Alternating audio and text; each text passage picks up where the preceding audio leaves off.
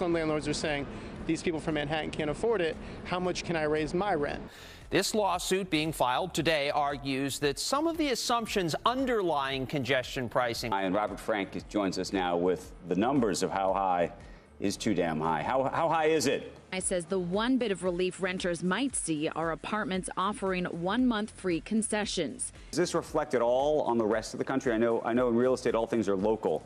Studied exhaustively in a 4,000-page environmental assessment, and that it's time to move forward. Prices are so high, agents are starting to see demand slow down. Deb, this one will be filed by New Yorkers against congestion pricing tax. Shifting dynamics. New York City is witnessing a notable shift in its middle-class demographic, marked by the influx of millionaires and the departure of individuals earning less than $200,000 annually.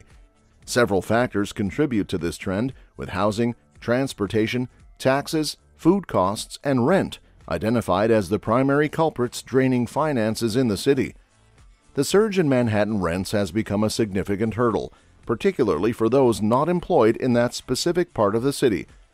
A $100,000 salary, once essential living expenses such as rent and taxes are deducted, leaves only $36,000 in spending power, making it challenging for the middle class to sustain life in the city. While NYC holds undeniable charm, the high cost of living is prompting the middle class to seek alternatives. Over the last 5 years, approximately 200,000 middle-income individuals have chosen to leave the city. This lawsuit being filed today argues that some of the assumptions underlying congestion pricing. Landlords are saying, these people from Manhattan can't afford it. How much can I raise my rent? Cities have seen increases over the past year, about half declines, some of them in the middle. The same $100,000 salary, when relocated to Memphis, Tennessee, is equivalent to $86,000, and in St. Louis, Missouri, and Houston, Texas, it translates to $80,000. This significant financial difference provides an incentive for New Yorkers to relocate while retaining their jobs, effectively receiving a $50,000 raise without changing their lifestyle. The impact of location on living expenses cannot be overstated. Although NYC is unique, there are more affordable alternatives. The rise of remote work has facilitated this transition, as many companies offer flexibility, allowing individuals to work from virtually anywhere. For those considering raising a family in New York, the financial demands are substantial, with an average family income around $300,000 per year. Child care costs, in particular, pose a significant burden, surpassing expenses in other regions. The changing dynamics of the city's middle class underscore the challenges and choices individuals face as they navigate the financial landscape of New York City. A challenge for affordability.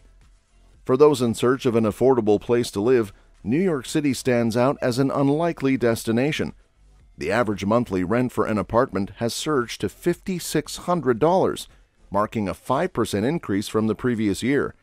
Even after adjusting for the slower rental season, this escalating cost prompts questions about the reasons behind such high rents and why they are not showing signs of decline, especially considering a 5.3% population decrease from April 2020 to July 2022.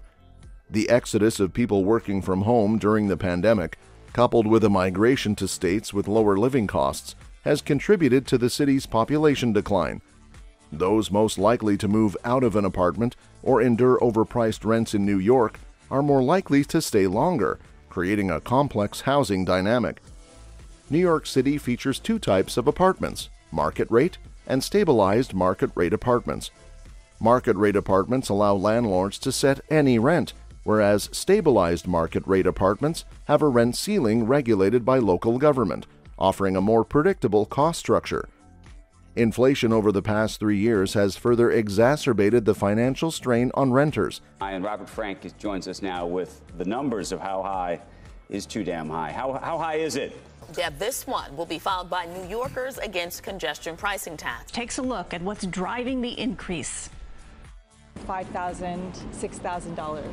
Despite the rise in living expenses, only the wealthiest New Yorkers have experienced substantial wage growth, with middle-income jobs seeing minimal income increases, if any.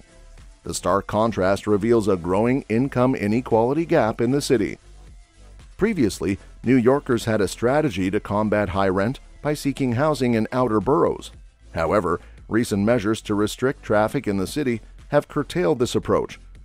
Cars, once a tool for residents to navigate high rent prices, are becoming less visible, making the quest for affordable housing in popular parts of Manhattan even more challenging. The changing dynamics of New York City's rental landscape underscore the need for innovative solutions to address the widening gap between rental prices and the financial capacity of its residents. New York City's congestion pricing plan. New York City's ambitious plan to generate revenue from every vehicle on the road, known as congestion pricing, has sparked significant debate and opposition from both the city and its residents. The primary goal of congestion pricing is to discourage excessive driving and reduce pollution, although concerns have emerged about potential increases in pollution in outer boroughs, where driving remains free of charge. Under the proposed plan, passenger vehicles will face a $15 charge, trucks will be charged between $24 and $36 depending on the size, and motorcycles will incur a weekly fee of $77.50. The additional cost presents a substantial burden for individuals already financially strained, especially for those who commute weekly throughout the year, adding to their existing financial pressures such as rent. The debate is not solely about reducing traffic in specific areas or providing additional funds to the Metropolitan Transportation Authority, responsible for managing the subway system. The challenge lies in making this plan feasible for individuals residing far from subway stations, where high rents often limit their proximity to public transportation.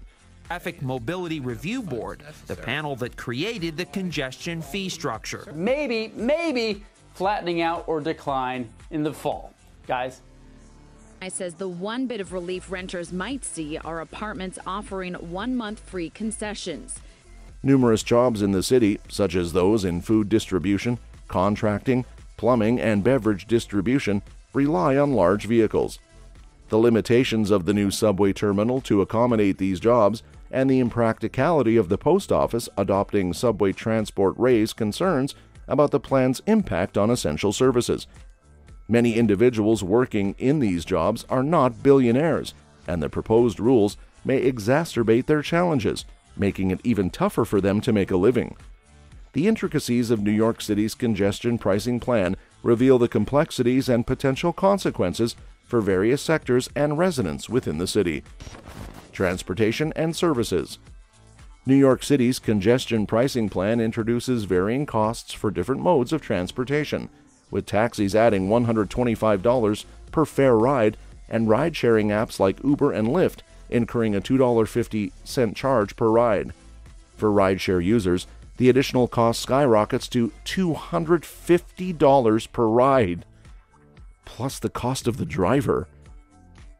This creates financial challenges for residents, particularly those in relatively remote areas attempting to escape the high fees, as they may face increased costs for rides.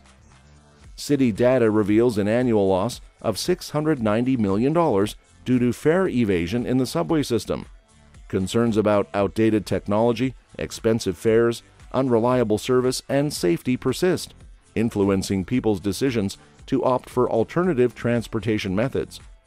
The impact of these changes extends beyond transportation, affecting New York's middle class and even wealthier residents. The city's budget cuts target various agencies, including fire departments, police departments, schools, and libraries.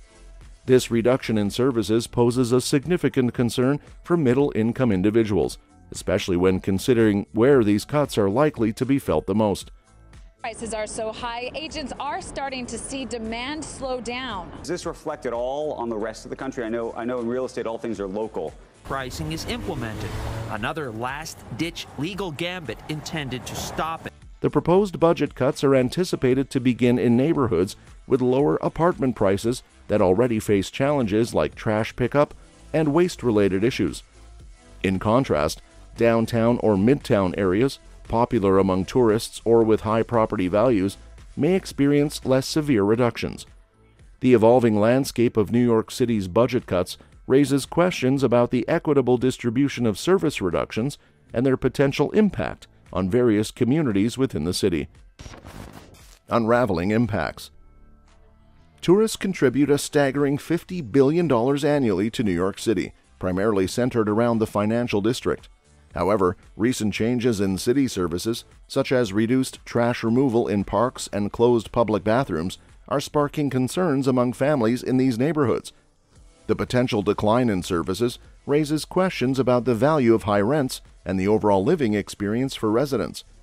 Critics argue that the city's decision to cut its police force will disproportionately affect New York's neediest citizens. The fear is that with fewer police officers, safety concerns will rise, impacting various areas, including blocks, alleyways, and the subway.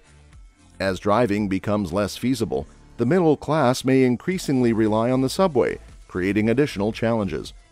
Budget cuts are attributed to the growing cost of handling asylum seeker cases, with schools and libraries facing a substantial $7 billion budget deficit that the city must address this year.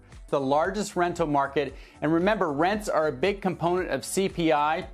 Studied exhaustively in a 4,000-page environmental assessment, and that it's time to move forward. The asylum crisis is expected to cost $12 billion over the next 3 years, leading to cuts in essential services like education.